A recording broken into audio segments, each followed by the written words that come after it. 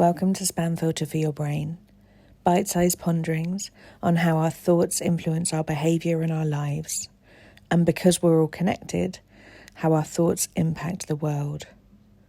I'm here to help people reconnect with their bodies and declutter their brains. And I don't believe that we should just magically know how our emotions and our thoughts impact our lives if no one ever teaches us. So let's learn this stuff together. There's a little secret hiding in plain sight that tells you where you're filling yourself with obligation rather than checking in with what you want. It's something that I know that you already know, but this week I'd just like to draw a little highlighter circle around it so that you can spot where you're doing it to yourself. And that is the use of the word should. Should is never a truth. Should is never a fact. Should is never a circumstance. Should is always showing you where you have stories that you're telling yourself about what you should be doing and what you feel obliged to do. And this week, I would like to talk to you about just checking in with yourself where you have choices. And the reality is that you nearly always have choices. You just might not have noticed them yet. And they might be choices that you don't like the consequences of. And quite often, you will notice once you've started to pay attention to this, that if you don't like the consequences of the choices that are before you, you tell yourself that you don't have a choice. But when we tell ourselves we don't have choices, we always respond like caged animals.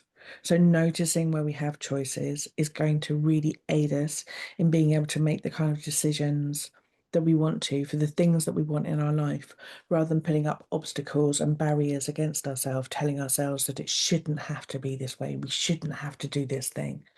When we tell ourselves that there are no other options, our bodies feel like they're in danger and they feel like they need to fight to get out. And one of the ways that I invite you to do that is to just look at some of the ways that you have internalized obligation. Where have you decided that that person can't be left on their own? Where have you internalized that you must return that phone call?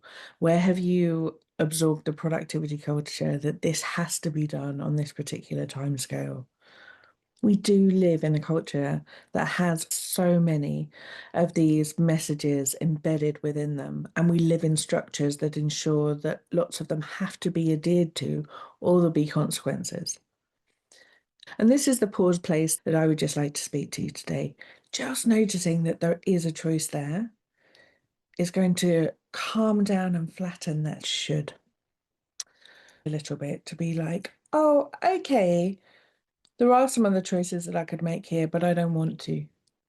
Rather than I have to, rather than I'm trapped, rather than there's no other options.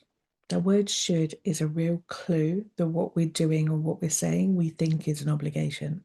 And it can be really worth recognizing and pausing and trying to take a moment to notice where you've internalized voices and messages that you didn't consent to, or ones that you have consented to in the past and you no longer believe in. And there's a few very simple questions that you can use to help with this. When you notice yourself saying should, question, who taught me that? Do I like it? What are the consequences of me not doing this thing? Do I like those? Do I choose this? And the one that I find really useful, if you replace should with want, what comes up for you? How different does the phrase look? How different does your day look? How different does your timetable look? Playing around with these things can give you some real clues and insights as to what's going on in your brain and the stories that you're telling yourself about the thing that you've just told yourself is an obligation.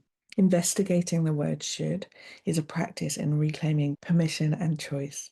It's about learning to check in with yourself. It is about reminding your body that you are someone who pays attention to the signals that it gives you. These are all key ways of building trust with yourself so it doesn't feel like you're in a constant fight. I invite you this week, every time you say the word should, to just ask yourself, do I want this? It's a very simple disruptor, just to be able to take a little pause moment, and maybe it is something that you want to do. But should is a real key to just stop, pause, like a little Buddhist bell. Just remind yourself to have a moment of check-in and check that you're doing things that align with your values, who you want to be, and what you want to be putting out there in the world. The lessons I teach inside Self-Care School, including this one, are not about solving things or quick fixes in an instant that are going to disappear as quickly as they've arrived. It's about taking those moments to stop and notice so that you can make active, conscious choices about what you do and don't want in your life.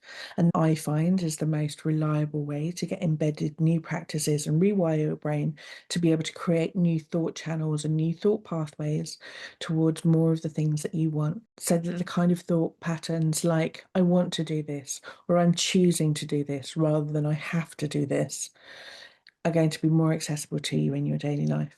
And the more times we feel like we have a choice, and the more times we feel like we are choosing the thing that we're doing, the more ease there is in our days. And I wish for you to have more ease in your days.